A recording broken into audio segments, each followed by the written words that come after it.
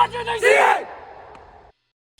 Well, thank you for hopping on here. This is a Complete Athlete podcast where you get your next level in baseball and in life. And today we're here with Curt Curbaugh at C2 Performance. Thanks for coming here, Curt. I mean, actually, we came to you, but thanks, Gabe. yeah, absolutely. Appreciate it. No, we partnered with C2 here over the last probably a few months here, right? Yeah. Learning, getting all of our trainers certified in your guys' performance training system. And today we want to learn a little bit about your story, just as an athlete as a youth and how you formed acceleration years ago, and then also just about why you started C2. So tell us a little bit about your story. Sure. So I grew up in Wisconsin. Go Pack. Born in Madison, and then I was raised in a small town, Medford, Wisconsin. Okay. 4,500 people. And I played football and wrestling, and then I dabbled with baseball, but I was really into extreme sports. Oh, really? I didn't know that. Skateboarding, motocross, all that. Okay. That was like a passion of mine, and I feel like that taught me balance, right? Like I always was on one ski or one foot, or like put a 2x4 behind a boat. I'll stand up on that thing. Really? Yeah. You're crazy. I know. But no, I played. So I did well in high school sports. Considered going to Eau Claire. I went to Eau Claire, and I went up for a wrestling team. Had a lot of back issues, and I just said, let's have fun.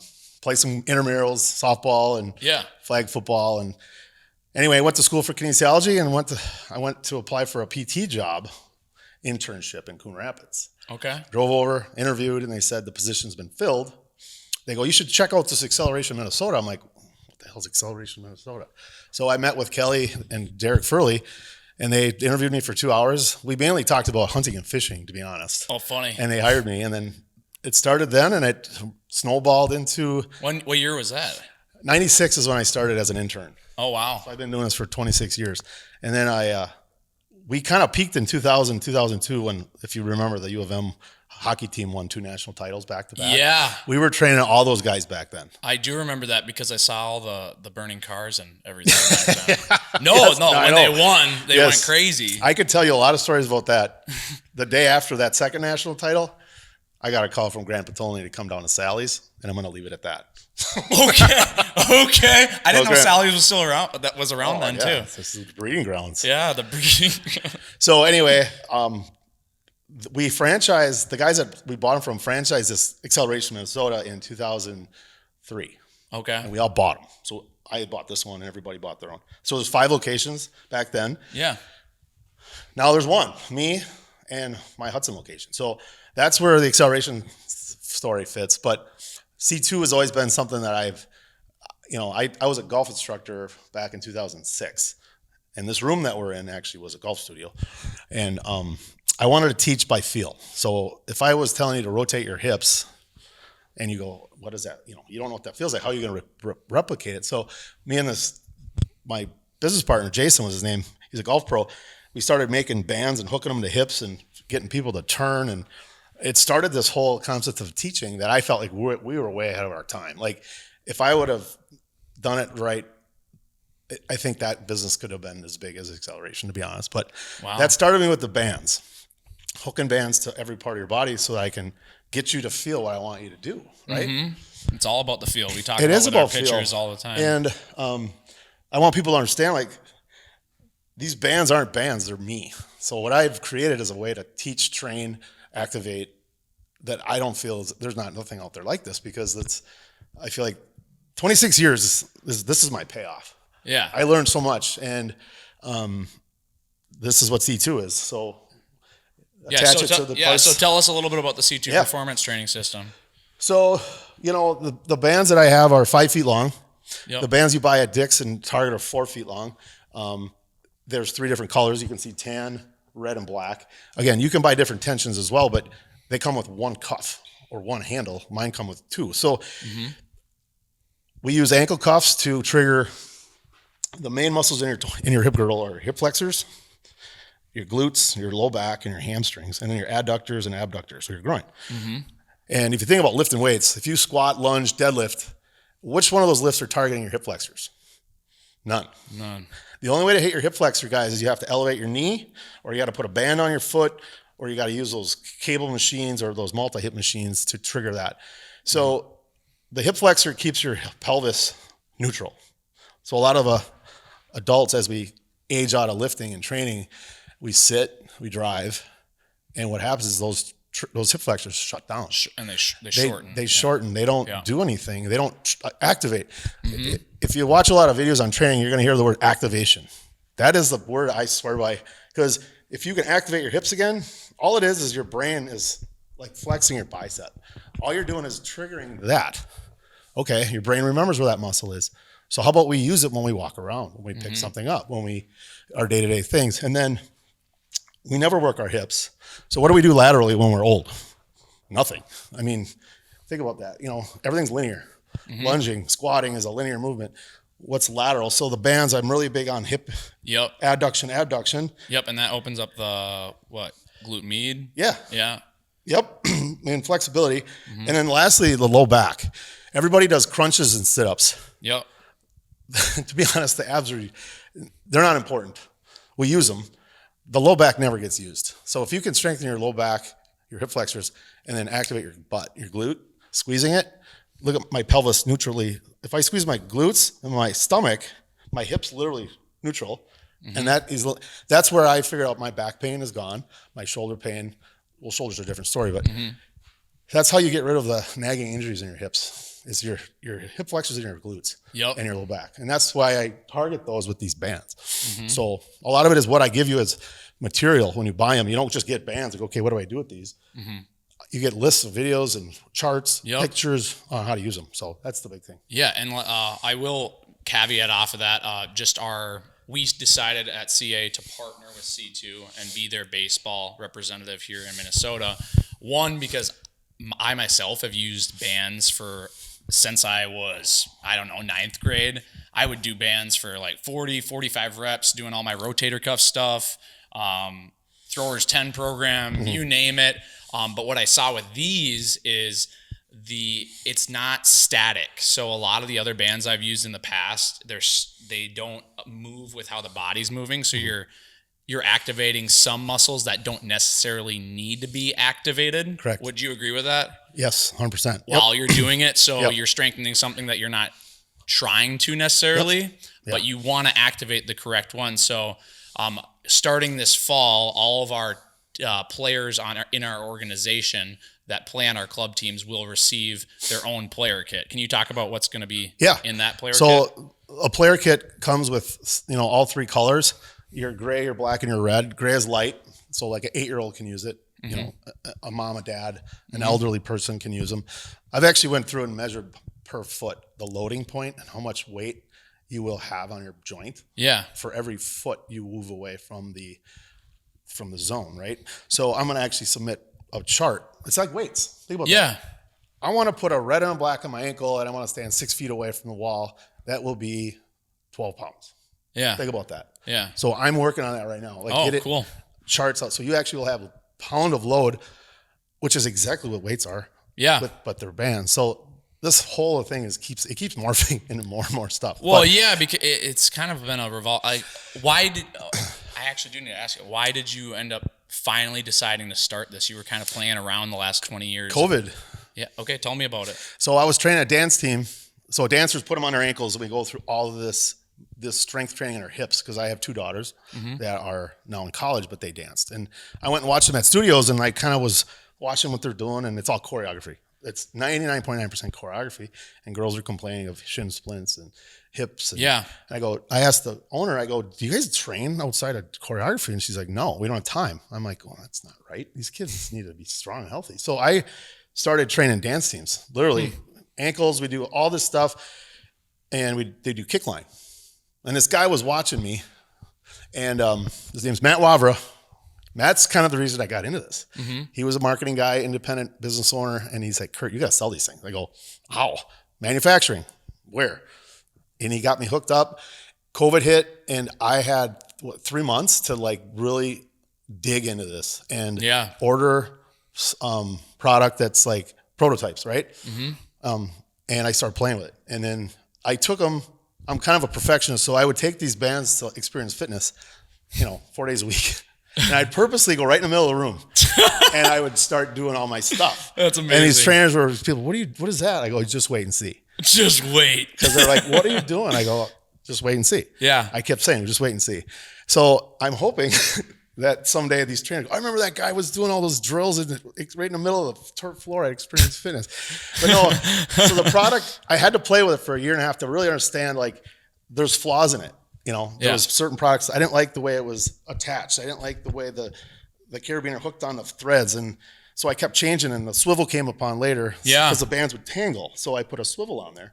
Anyway, got manufacturing, got product ordered, and then I just started selling it. And, you know, without a marketing company, I was just selling by myself. And, you know, kind of proof in the pudding that this is not BS is, like, I had to go through an interview process with Summit Orthopedics and Minnesota Fairview Health. They're head of PTs. Yeah. And they accepted me as a vendor. So they said, Curt, this is well thought out. Yeah. Good job. So I have officially checked the boxes for head of physical therapy departments in 2 major clinics. That's crazy. They have these products. So yeah, it's legit. And again, I keep, as I talk, you're not buying bands, you guys, you're buying the way I use them and my methods. That's why these bands are different.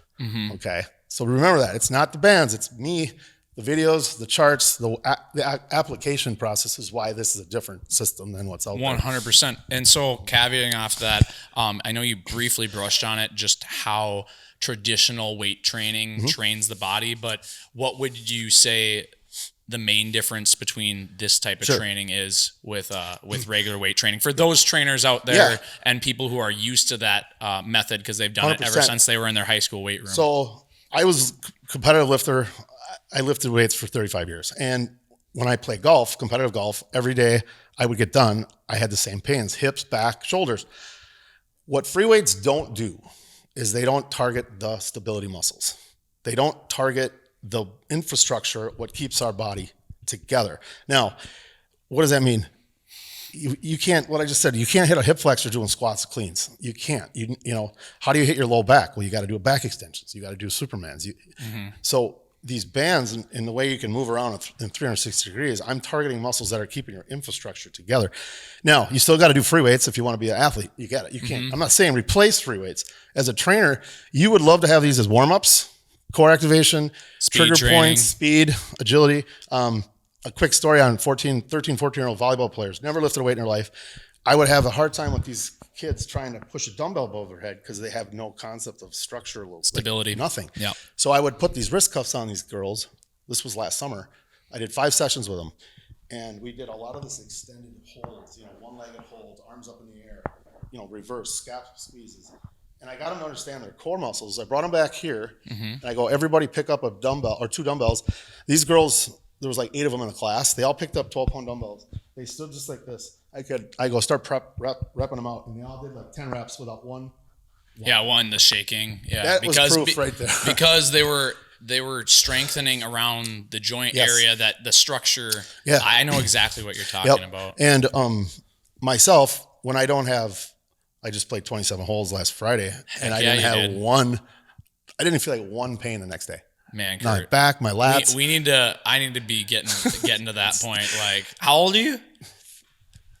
25. That's chill. Okay, no. But anyways, I'm old. Like, I'm probably 15 to 20 years younger than you, and I feel like my body's 55, 60 from all the stress that I put on it from baseball. I have, honestly, guys, I feel better now than I did when I was 25, 30 years old. Really? But I wasn't doing anything like this. It was all free weights. And TB12, what is it? What's Tom Brady doing? What was he doing? It's bands, but he doesn't show you what he's doing. I guarantee you, he figured out, all I need to do is keep this strong, this mobile. Hire $1 million chef. Hire a chef. No, because that's what he did. I could play football at 43 in NFL, and I could take a couple hits. Which is insane. TB12 is bands, dude. He doesn't flip free weights. Yeah. He even says he doesn't. Yeah. I don't either. That's crazy. And it's trigger points. It's activation. Let's actually let's go through some exercises here if we can. So for especially a kid who doesn't necessarily think and just pulls a band as far as they can away from a fence. I say go 10 yards, and I turn around and you're going 30 yards. So now these stop at 12. Yep. So if you want to go farther, you just put 2 together and you go 24 yards. Put 3 together, you go 40 yards. Yeah. So they keep connecting. So some cool thing that we're going to be doing with our summer club teams this summer is we're going to be strapping the wrist guards on to infielders' wrists, and we're going to be having a hip strap behind them with tension by a coach, and actually have kids get used to moving through the ball, because a lot of kids they'll be back on their heels and they won't know exactly how they should be moving to the ball and then throwing to first. So if we add the extra tension and resistance that these C2 performance bands add, and then take them off, it's flows and it's effortless. Yeah. That's kind of what I'm getting at. Yes. There's nothing you can't do with them. You can All put right. yourself in. Let's do some So stuff. I have in my videos. Yep. I have we're 8 feet off the wall here, 9 feet and 10 feet. So stand like. And these are the 5-foot band? Yeah, these are 5 feet. Okay. And then. So you want me at the. Yeah. Yep. So the first trigger point I use is hip flexors. So what I tell the athletes, like if you were a beginner, you want to hold a foam roller or something, but for balance. But you're gonna go right into this. You want to squeeze your tummy into, should I say, 2 T's, and then you want to activate by lifting your knee 90 degrees, and also keep your lower leg under the knee. Don't tuck it under your hip. Keep it, and also keep your toe dorsiflex. That shin should be activated, and then just repeat that like 5 times. So the cool thing about this, you guys, is he's thinking about this, but he's actually triggering the opposite leg, is his stability leg. You feel it just as much on the opposite side as you do here. And that's the whole core concept of, in order for him to stay in balance, you know, I put these on an 8-year-old kid, and they go up and they fall backwards. Then I remind them, like, activate your core, squeeze your tummy, then they kind of get a little better. But once they get it, then they can mimic these movements, and they have stability. So, you know, I was talking about flex points, like, you know, activation. We all squeeze our biceps because we beach muscles, right? Well, you know, if you think about skating, running, jumping, you are going to explode through your legs, straight-legged knee. Your knee has to extend. And the quad shortens to extend the leg. So just doing a quad extension, standing, go ahead and do that. You'd be surprised how many athletes can't do that. They've never thought about it. So just triggering the quad to shorten, to extend the lower leg, can improve skating stride, running stride, vertical jump, just by learning how to extend your leg, because nobody thinks about it. You've done it a couple times. So the videos I have for my athletes and my parents are very similar. When we go through the next movement, I'll explain that. And this is tough. Like it looks like it's not, but I am balancing, I'm stabilizing. Yep. I'm flexing just every muscle in that area. So I'm feeling it on the side of my hips, both of them, and my quad. So what we're gonna do is cycle. So we're gonna add those two together. So these are what all my athletes do, is we're gonna go, now when we run, we don't get up here, but we definitely swing the lower leg. So I want you to cycle. So it's up, out, and return. Up, out, up, out, up, out. And it's also important to have a mirror frame, because you'll notice how your foot wants to rotate out. We need to keep everything linear. So your foot should always, that's called tracking. It should track under your knee and hip. A lot of kids get this motion, because there's muscles in your hips that don't trigger to keep your foot straight. So if you're a runner, if you run distance, triathletes, think about doing this. You can strengthen your running muscles forward without even running. So save the wear and tear of pounding on your body. You know, face that way. Okay. Step over man with your left foot. All right. Step over. Boom. Yeah, just do a couple adductors out. So again, we want to work here. So we want to keep our toe down, not up. So my dancers would do a lot of the, they would do, you can put yourself in any position and mimic movement. So dancers would do a lot of flicks, standing on a leg, different loading points. Your groin, let's do your groin. So bring your leg in across your body. So again, we want to target the adductors and abductors, so just do 5. And there's different ways of doing this, but this is just a simple one. And whenever we finish, you always just want to just turn out. Okay. Because it swivels. So like other bands that you would probably use, if they're on there, they don't swivel like that. So that's another thing that. See how those? Yeah, the cuffs spin. So that's important. So just do a couple adductors, and I'll have you finish facing me. Woo! Left side's weak. So the key is balance, staying centered, chest over the inside leg. Core engaged. Core engaged. And you definitely feel this. This is something free weights doesn't do, unless you do isometrics or something like that. Oh, no, that's crazy. And a couple groins.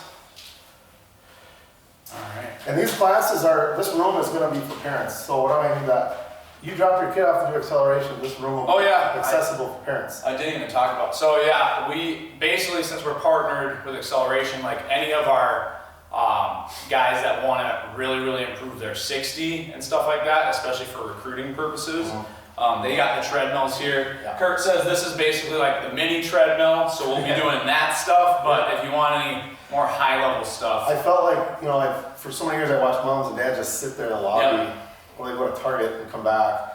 What if they had something to do here? That's not including running and jumping and skating and lifting. If they could just look in here, a trigger point, feel good about themselves and flexibility, why not? So it's like, it's going to add to the, I guess, the uniqueness of the acceleration in these bands. Absolutely. So last thing we want to work on our extensors. So face me. Yep. Our extensors are kind of from the knee to the low back. So one of the drills I teach is just, you know, flex your toe in front of you and just pull straight back and squeeze your butt. And keep your quad triggered. So I have a hard time with athletes keeping that knee straight. So I say, you know, they'll pull and they'll go like this. So I say, squeeze your quad, that straightens your knee, and now I can really trigger my glute. And I just keep my toe flexed, don't even worry about it. Okay, there you go. So then I take that into a hamstring curl, so I'll pull your heel back. Yep, keeping these. Yep. So again, if you notice, I'm going through every muscle group in his lower body. We did his hip flexor, his quad, his adductor, his glute, his hamstring, and then we combine them. So after that, you would go cycle, pull, hammy, knee flexion. So it's a cyclical movement where you're focusing really on those muscle groups. Now, speed training, this is more strength and activation.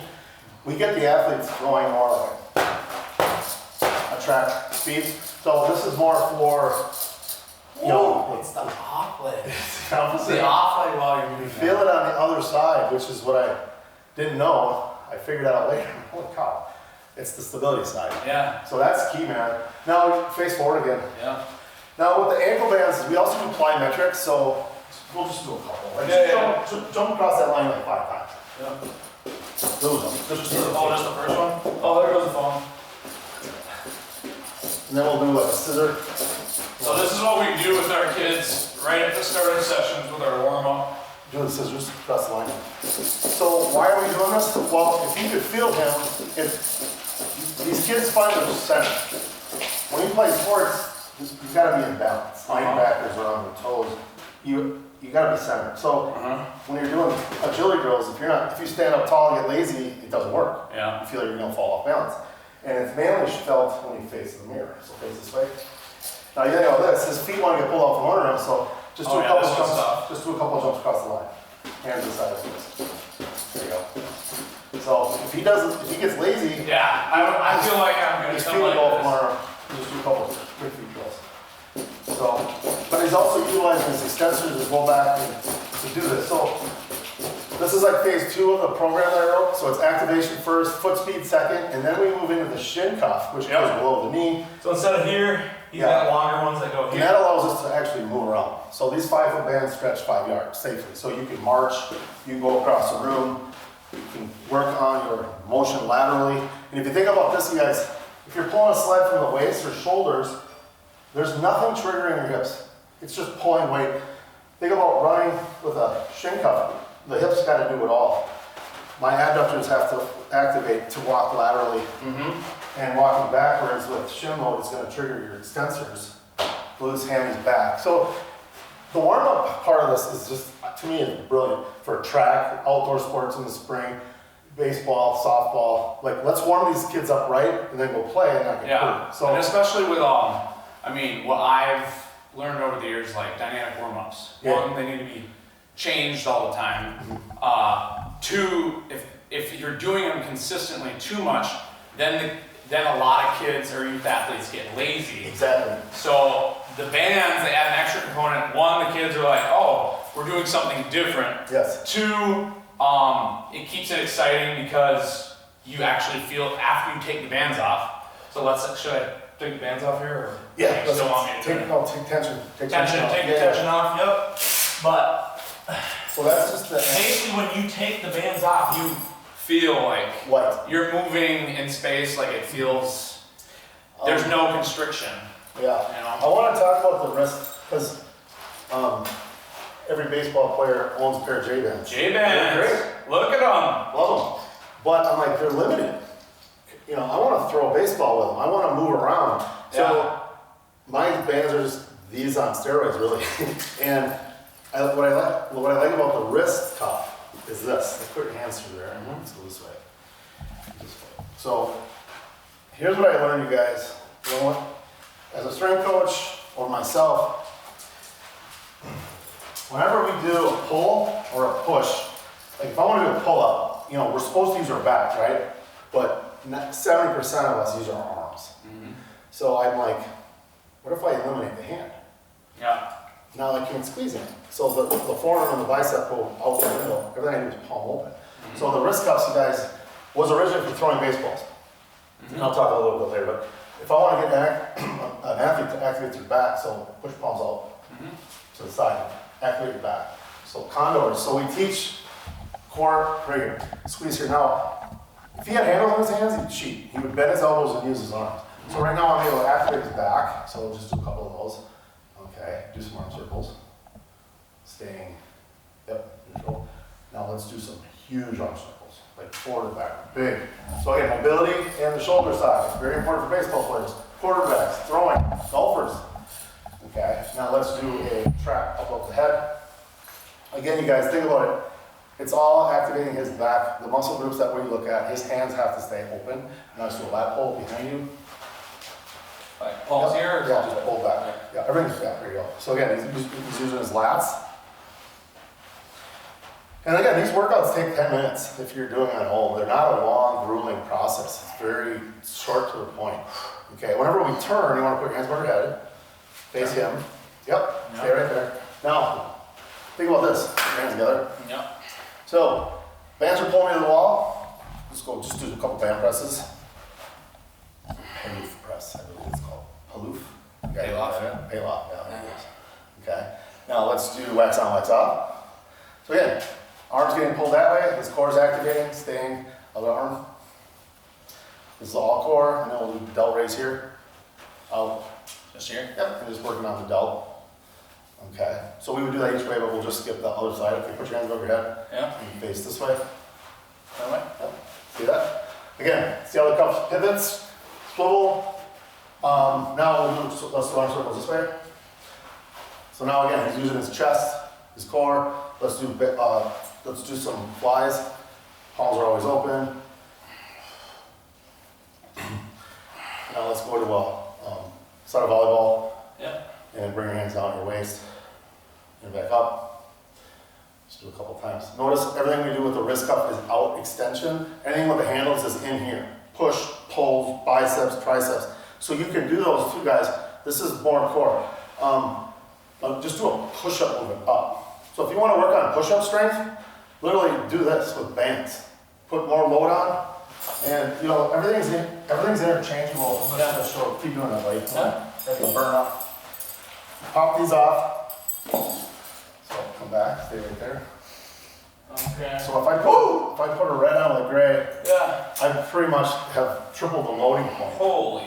So you don't need to do push-ups. This is push-ups. You do negative too, come back slow. So 1, 2, 3. Negatives, eccentric, concentric movements. You can put a black band on there too and double it up. So Wow, there's 100 ways of How much doing more it. is on that right now? A gray and a red that is 8 feet away. It's about, it sounds little bit, it's like 15 pounds. It Seems seems like a lot. It seems like a Because you lot. can't use your hand. And Yeah. with all that resistance. Like when you squeeze your hand, you're engaging your forearm You cheat so and your bad. biceps. Yeah. So that's kind of the wrist cuff, but as a pitcher, Yep. Should I take the left one off? yeah, take the left one off. Yep. So the guy who wrote Acceleration, John Frapier, God rest his soul, he came up with a pitching cuff that went here and here, and there was a fulcrum on it. Yeah. Bicep and wrist, and then he had it was called a throwing cord.